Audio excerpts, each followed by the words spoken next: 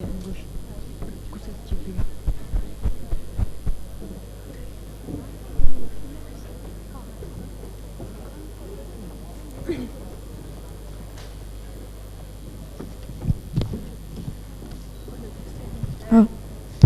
afternoon, judges, ladies and gentlemen. We are Dzongkha OCR group of representing science and technology, and we are from Bhutan. I am Chetan Dema, and group members are Pema Chokki, Kesdoka, Keschuki. Today, we are here to present about the Dzongkha optical character recognition. Optical character recognition means it is the process of electronic conversion of edited or electronic conversion of printed or scanned documents into the editable texture form. So Dzongkha is the national language of our country, but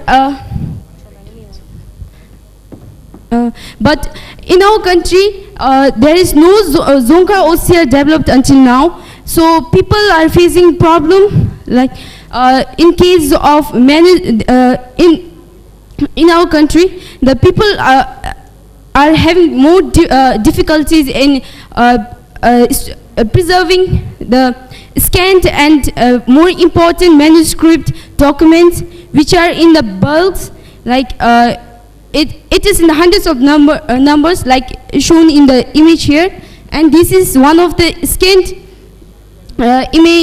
images from the volume. So if the people in our country wants to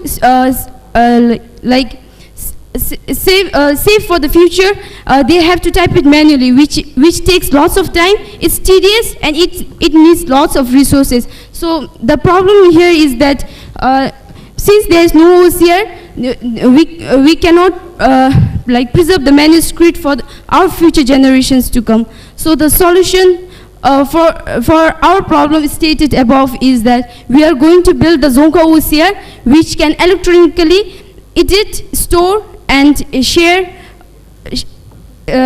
preserve the important Dzongkha manuscript and important documents. I'll be explaining on the technical outline. The process involved in OCR is first stage we have processing. It aims to produce data that are easy for an OCR system to process. So the method involved are binarization, stroke width normalization, slant removal, noise reduction, and skew correction. Now here, this is the binarization method. The input image is the colored image, and the output image that we got is the image after binarization. And this is the noise reduction method. Here, the input image, we can see that it is not very clear, and there are many noises in the image. But after noise reduction, we can see that it is clear, and there is the output image is much more smoothened. Then second phase is segmentation phase. It subdivides an image into its constituent part. The method involved a classification approach and a recognition approach. Here, this is the output of segmentation phase. The input that we have given is the binarized image that we have given above, and you can see the difference between these two. Here, the image is divided into two parts. And we can further divide this image into depending on the Dzongkha letters. The third stage is the feature extraction stage. By using some parameters, we can extract the relevant features and which can be used in the character identification phase. The method involves basic matrix input, age detection, run length encoding, and counting true pixel. Now we have done with the pre-processing stage and segmentation stage, but right now we are doing it at the feature extraction stage, whereby we have collected parameters by which we can extract the relevant features. After the features has been extracted, it can be used in the character identification stage, that is stage 4, whereby the characters will be identified and then it will be put into a particular class. The method involves classification and clustering. Why should anyone bother about this solution is, this is going to be the first Dzongkha OCR ever built. Then second is digitalization of the Dzongkha documents or religious manuscript will be easier and convenient. And thirdly, there is need for the preservation of religious manuscript. Now, our targeted customers are organizations in Bhutan such as banks like BOB and BNB. Then we have Dzongkha Development Commission. Then we are also targeting the blind and visually impaired people. And then we are targeting the monastic bodies like Tibetan, and we are education sectors like schools and National Library. And in case of customer validation, we have presented our idea to Dzongkha Development Commission and the monetary bodies in our country, and they have showed some interest in our project. Thank you.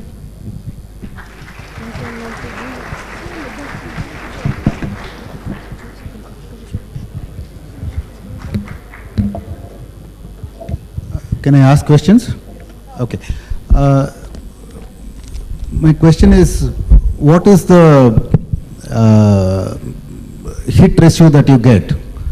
I mean, what percentage of the recognition of the characters is correct and what percentage is wrong?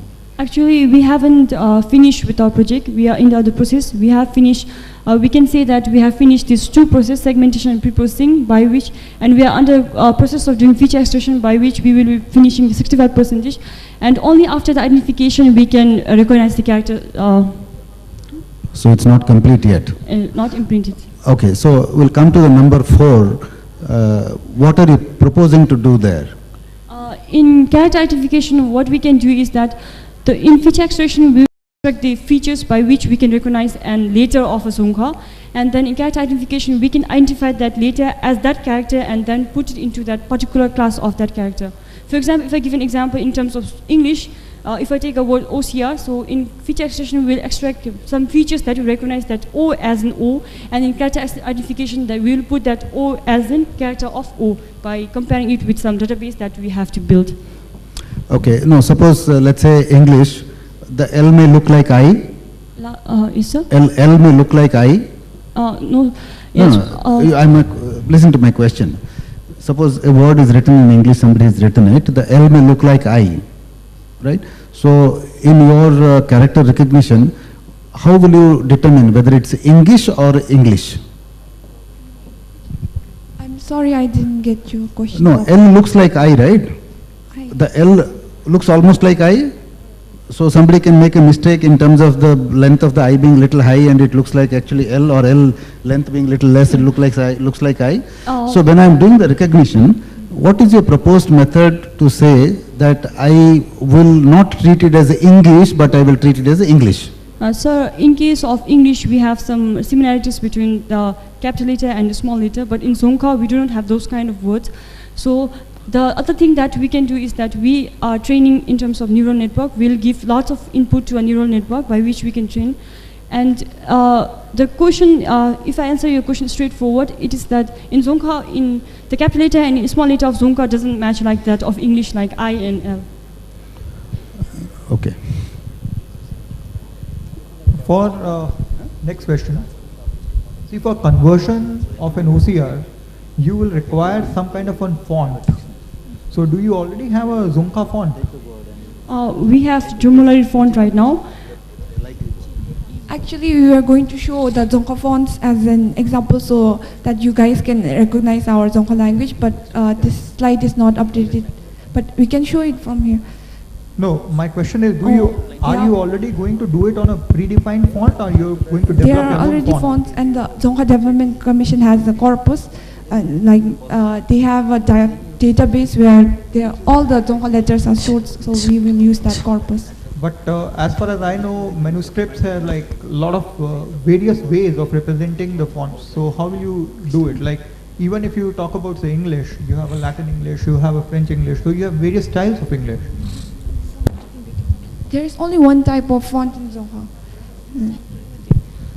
In handwriting, that will be different font, but in manuscript, there will be different fonts. So we are trying to recognize all the different type of font, and it is our system will basically recognize both the religious manuscript and the handwritten one. So therefore, it will include it can digitalize both the handwritten and the religious manuscript. Okay, I'm not very clear about the processing. Anyways. Have you made a prototype? What stage is that in? Basically, our project is mainly focused on collecting the parameters and methodologies, and we are done with that researching part, and then we are done with the first 2 stages, and now we have to do the 3rd and 4th stages. So we are currently working on the 3rd stage. Okay. But you will ultimately make a prototype and actually study. Okay. And how much have you found from the people you've met for validation? How much are they willing to pay for this service? Have you worked out some calculations? We decided that if you are going to sell this product and software, that we are going to sell it for Ngildrum 60,000, so that for development of this software we don't need funding, but if you are going to sell it in the market, then we need funding for the marketing. So we calculated all the expenses and we came to the conclusion that Ngildrum 60,000 will be appropriate